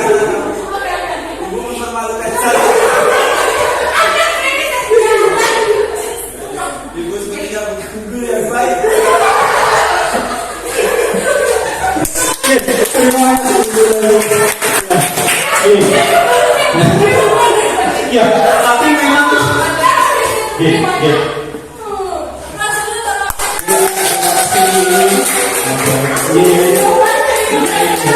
terima kasih banyak Bu Lima sama Pak Fence ya. Ya, jadi memang kenyataannya yang paling relate justru seperti itu ya Bu Lima. Karena nggak mungkin seperti yang ada di video semua jawaban itu sudah terarah. Karena saya sendiri pun di SMK Teknologi Bandung jawaban anak-anak itu bermacam-macam.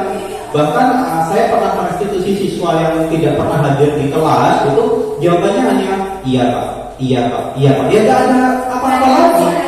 Makanya kita sebagai seorang guru juga harus sering-sering berlatih sebagai seorang manajer dalam menggali informasi melalui pertanyaan-pertanyaan tadi seperti itu. Tapi sudah baik tadi yang diperhatikan sama Bu Dima sama senior saya ya senior karena ini guru penggerak juga sebenarnya.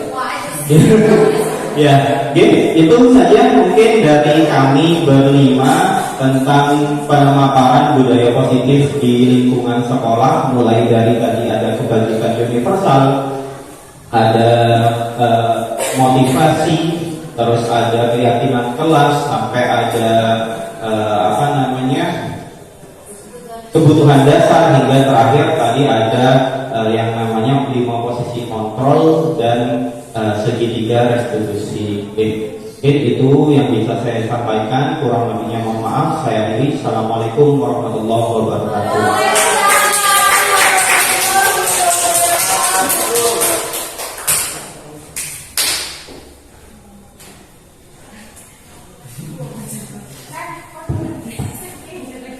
Ucapkan terima kasih atas pemaparan yang luar biasa dengan topik yang juga luar biasa hari ini.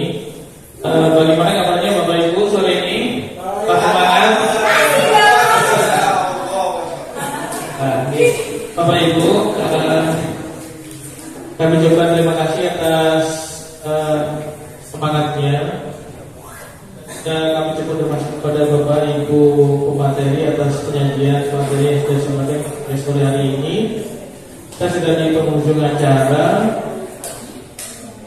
Mari kita bersama. Oh ya, mungkin ada yang ditanyakan sebelum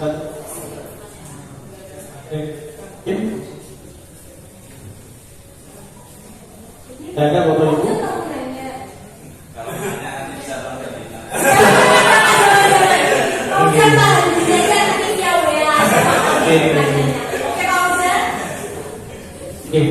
Baik, kalau tidak ada pertanyaan yang sampai kepada para penyanyi, kita sudah di penghujung kegiatan dari seminar 2023 dengan topik implementasi budaya positif. Mari kita berdoa dan menundukkan dan menundukkan hati kita sesuai dengan keyakinan masing-masing. Bismillahirrahmanirrahim. Allahumma inna syukran wa akhirul jasad aziyadatan berkata atau Allahumma hawala